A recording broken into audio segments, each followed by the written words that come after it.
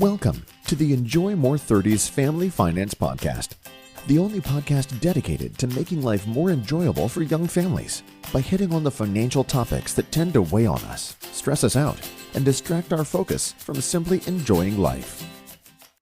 Hello and welcome to the next series, which I really can't help but be pretty excited about for a couple different reasons here. The series itself is called Your Parents' Money Mindset, and in it we're going to tackle a number of aspects to help you address many times what's the elephant in the room when it comes to your parents and money.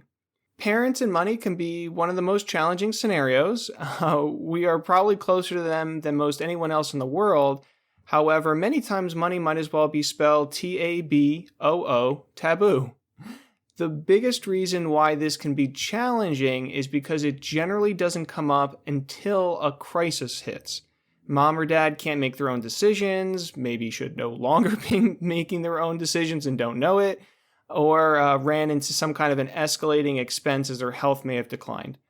All of which can eventually hit their children squarely in the face. Obviously, 100% on board for helping the people that, raised us, took care of us, put food in our mouths, put us on this track, this path to where we are today. But that doesn't mean the best time to start helping is when a crisis hits. The other aspect is really the opposite of that coin. Parents don't really know how much they have or what that translates into kind of many times. And that's really the whole theme of this whole podcast. It's really not just them, it's everybody when there's not a financial education kind of prerequisite that's provided to all of us in school or growing up. And that manifests in either not living their own lives to the fullest, or maybe not really realizing that they're going to pass with a lot more money in their pockets than they expect. So when we speak with clients and show them what path they're on, many times we literally have to tell them, if you continue to do what you're doing right now, you are going to die with a lot of money in your pockets. Is that your goal? Is that what you would prefer? Or would you rather get to share it with your kids now through vacations, gifting, or anything else, see that smile on their face when you're still alive? And so in 13 years now, I've yet to have anyone state the goal was to have really big stuffed pockets on their way out. If your parents always had money for whatever you guys may have needed, not that they were frivolous at all, but just, dance camp came up, they somehow found money for that. You had to go to college, they kind of somehow found money for that. You needed a car, they somehow kind of found money for that. You had braces, they somehow kind of found money for that. And if that was kind of how your parents' mentality was, where they were kind of careful with money, but they always were able to come up with whatever they needed, many times that's kind of the blueprint for this type of a person. They got to where they are today by being a little bit more on the frugal side overall, very careful with their money, making sure that they had what they needed. So now when they're retired and maybe they have more than enough assets to be a little bit more free with, more enjoying life with, it's hard to just flip a switch and say, okay, I spent the last 40 years really being careful with every penny, and now all of a sudden I have this freedom to kind of spend, and it's not something that happens overnight. For us, it might take 3, 4, 5 different meetings with people to really convince them that, hey, you have this extra money. Even if you spend an extra $5,000 a year, the numbers say you're not going to run out of money, even when we account for all of these things that could go wrong. So today we're going to cover what you need to know about how your parents' relationship with money is likely very different from yours. And more importantly, what you can start doing to take steps in bridging that gap between you guys. So my daughter Avery is currently 4 years old, and as any 4-year-old, she asks a lot of why questions. Why is the sky blue? Why can't we eat chocolate every day? Why does green mean go and red mean stop? I really kind of like that one in particular, by the way. But children have a completely different lens on the world, and that's so fascinating. And at the same time, it also makes answering their questions somewhat difficult because they're coming from that different, innocent perspective, that different plane compared to us. So recently we read David and Goliath, a story I would expect everybody to know. So if you remember in this story, David hits Goliath with the rock. And Avery asks, why did David hit him? This is supposed to be the crowning moment of the story where David triumphs, and all Avery could see was that David got angry and hit somebody else with a rock. So aren't we not supposed to hit people? Is Goliath okay? Well, it certainly caught me off guard.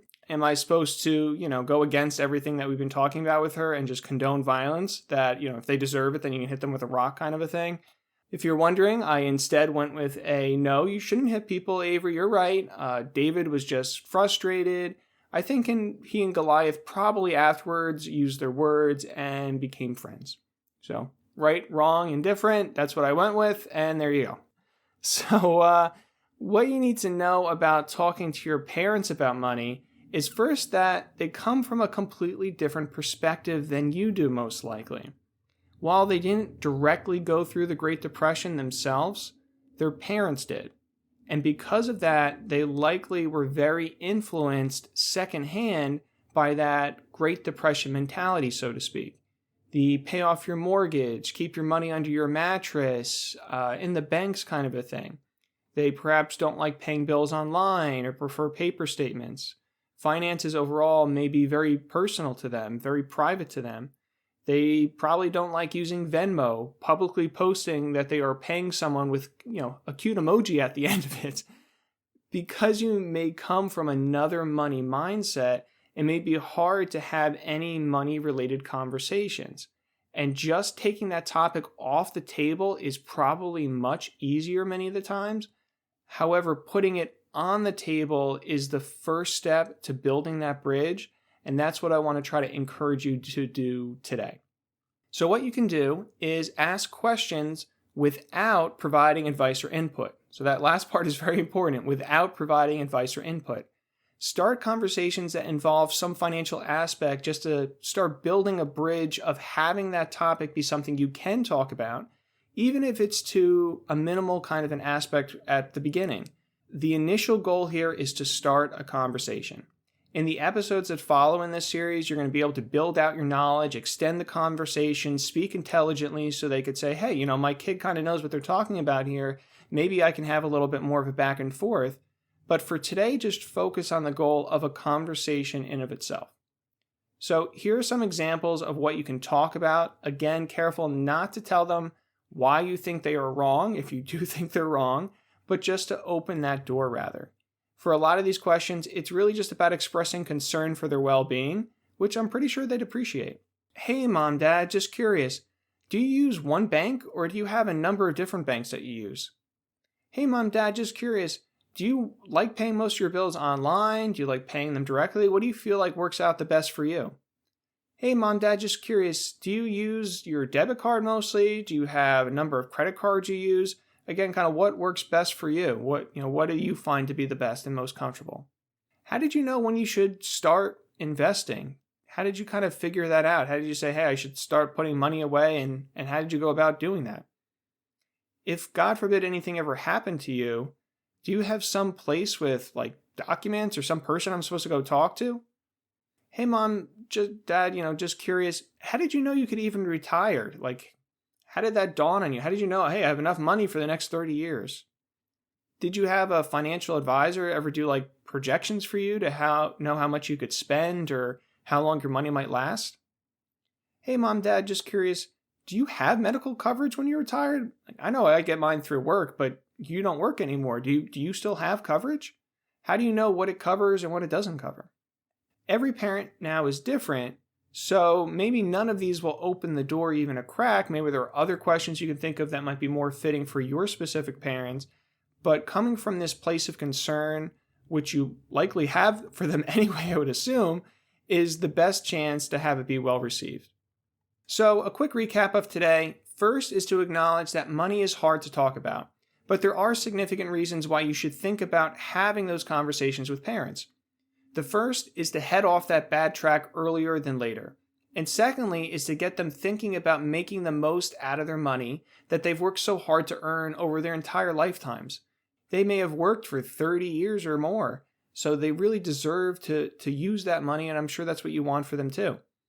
Know as well that they are almost certainly coming from a different mindset about money. Remember, no public Venmo purchases with emojis at the end. Lastly, start bridging that gap by asking very basic financial preference questions or those that express concern without being invasive. I've said it many times again today. The goal is to start a conversation, not tell them why they are wrong. Thanks for tuning in today. As always, if you are able to implement what we cover, that's fantastic. You have less to worry about than before and can focus more on enjoying life. If you are wanting help with these things, though, or have questions you need help in clarifying, check out the Ask Joe section on the show's website, www.enjoymore30s.com. That's enjoymore30s.com. If you enjoyed this episode specifically, please make sure to subscribe and review us on Apple Podcasts or wherever you listen. There are literally millions of young American families out there I'm trying to reach and help just like you. Clicking a star, writing a review really goes a long way. The next episode is Your Parents Trust Their Advisor, where we are going to extend now into if you can open that door of conversation, who are they probably taking advice from already, and what does that advice maybe look like? Until next week, thanks for joining me today, and I look forward to connecting with you again soon. The conversations on this show are Joe's opinions and provided for general information purposes only. They do not constitute accounting, legal, tax, or other professional advice for your specific situation. You should always seek appropriate advice from a financial advisor, accountant, lawyer, or other professional before acting upon any content or information found here first. Joe is affiliated with New Horizons Wealth Management LLC, a branch office of TFS Securities Inc. and TFS Advisory Services, an SEC-registered investment advisor, member FINRA/SIPC.